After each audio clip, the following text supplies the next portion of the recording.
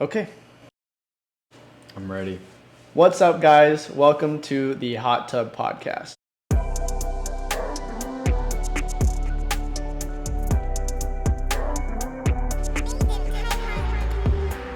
All right, my guest today, and possibly future co-host, is a sports commentator and video editing, commenting, stat keeping, all this stuff. He knows it all. And I want to, before I introduce you, I want you to do your own introduction in your broadcast voice. All right. So go ahead and introduce yourself. Welcome into this edition of the Hot Tub Podcast. My name, as the guest here today, is Luke Hamilton, and I am happy to be here with you. That's awesome. Every broadcaster has a broadcast voice, right? Just a little bit of a fluctuation. All you really have to do is just emphasize some words so that your audience can clearly hear what you're trying to say.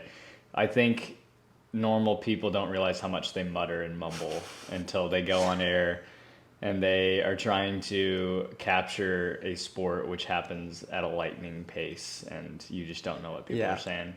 So. And you have to keep your volume kind of like the same the whole time. Yeah, you'll break your equipment sometimes if you're not careful, if your gain's too high. So knowing your own voice and knowing your own pace is the best part about it for your producer. That's funny. And what sports do you and what teams do you do work for? Have you done? First of all, say which teams you've done work for, and then say which teams you're doing work for now. So let's go all the way back. So I actually started broadcasting baseball for my own high school while I went to junior college in town. Then I had an opportunity to go to Stephen F. Austin, where I was able to broadcast, of course, baseball, football, basketball, soccer, women's soccer. That is, in particular, we didn't have a men's soccer program. What was it like commenting women's basketball? It was awful. I've got some good stories from broadcasting women's basketball. Like, I know they busted some records with the tournament this weekend, but as far as attendance go, but I'm telling you, to somehow get up every day and to find excitement in my voice for some of those shots was pretty difficult. And that is a layup from Lindsey Johnson. I can't tell you how many layups were broadcasted. So many layups. What a layup. So many lay-ins. That's funny. And but it was fun. And then, of course, I broadcasted baseball at the collegiate prospect league level, so wood bat leagues. And then, of course, I broadcast professionally now. With an ECHL team here in town, and then an indoor football league team, both called the Tulsa Oilers. Yeah. Don't ask me why, but that's the way it is. The indoor football league team, because not many people even know. I feel like not many people even know that exists. But so, how big is the IFL, and then how competitive is it, and what is the crowd turnout like? So, boy, it's the Wild West. It's basically the Wild West. Hardly any rules for how you can run a game. So it's fun for your ops team. So your ops team gets to do all kinds of crazy stuff with the games. But attendance is pretty similar to your typical ECHL minor league hockey or minor league baseball game. Football's king down here, so it's really not hard to get people to show up. But it is a wacky game, and you get a lot of random people that you're trying to write press releases for these signings that we get.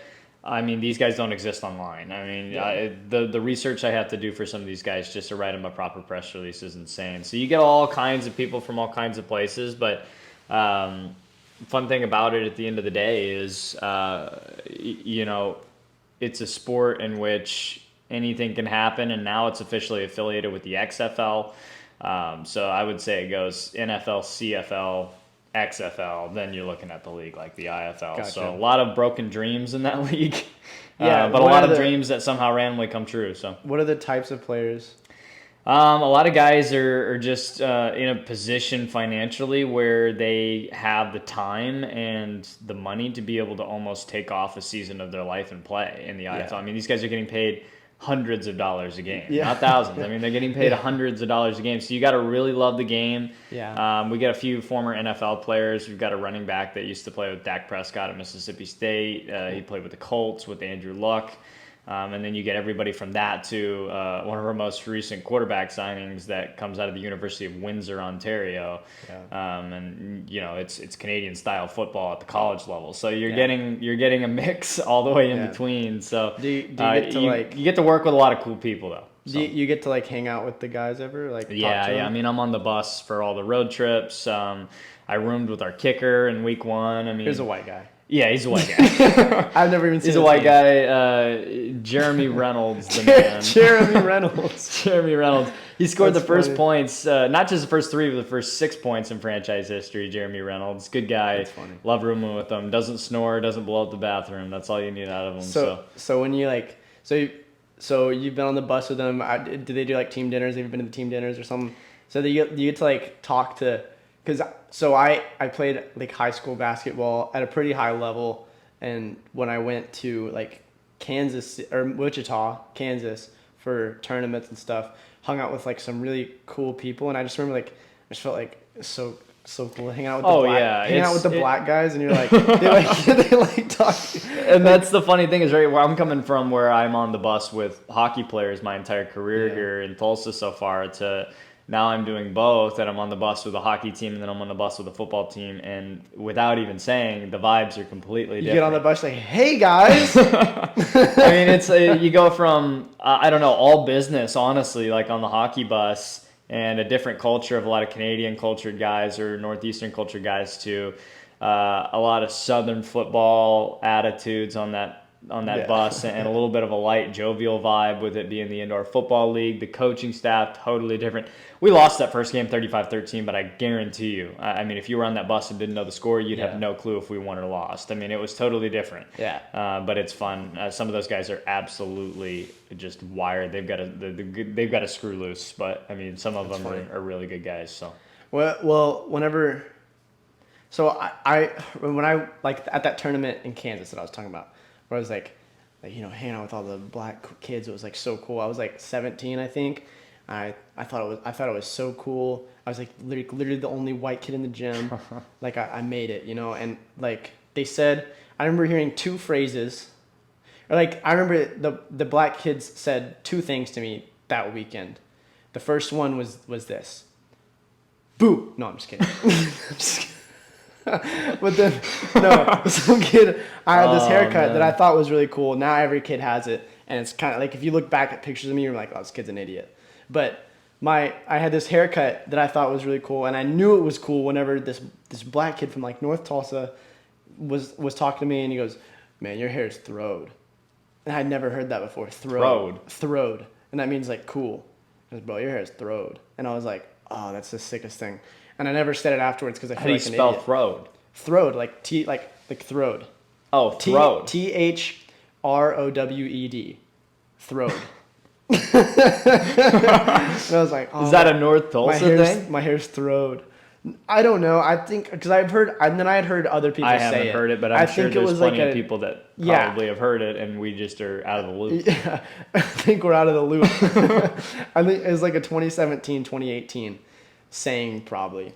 But yeah, it was like, I just felt so cool whenever they would say that kind of stuff to me, and you get to like talk to them. What are we at?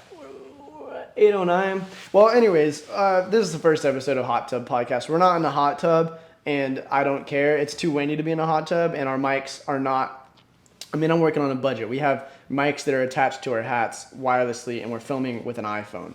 But this was the first episode. We're trying to keep it short, because everyone has started a podcast, and most of them suck. So if ours sucks, at least it's only like 10 or 15 minutes long. I want to thank Luke for coming, and you're going to see him on more episodes and possibly even as a co-host. And I don't know how many we'll pump out. There's a good chance that this is even one of the only ones that ever comes out. If the audio sucks, I'm sorry, but start your own podcast. Screw you. So thanks for joining. We'll see you next time. It's free. It's free. All right, cool.